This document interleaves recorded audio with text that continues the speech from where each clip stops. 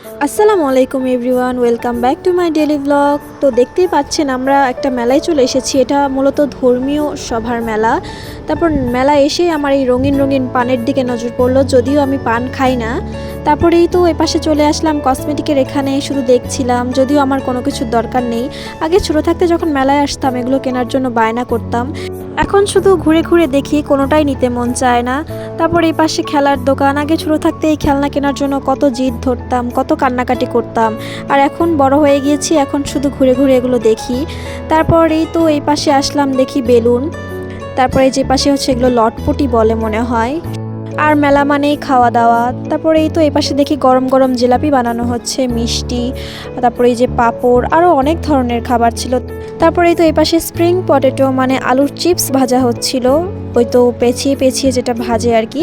তারপরে এই পাশে দেখি বাচ্চারা লাফালাফি করছে, তারপরে এই যে নাগরদোলাও ঘুরতিছে। এগুলো দেখতেই ভালো লাগছিল, যদিও এবার নাগরদোলায় ওঠা হয়নি।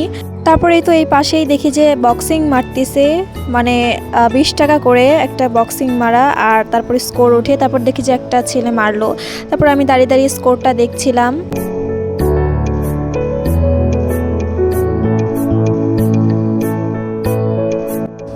এরপর আমাদের মেলা ঘোরা শেষ, তো ভাবলাম বাসায় যাওয়ার পথে গরম গরম জিলাপি নিয়ে যাক। তারপর আমরা এখান থেকে জিলাপি নেই, 170 টাকা কেজি ছিল। তো আমরা এখানে দেখছিলাম লোকটা যেই হাত দিয়ে জিলাপি তুলছে সেই হাত দিয়েই টাকা নাড়ছে।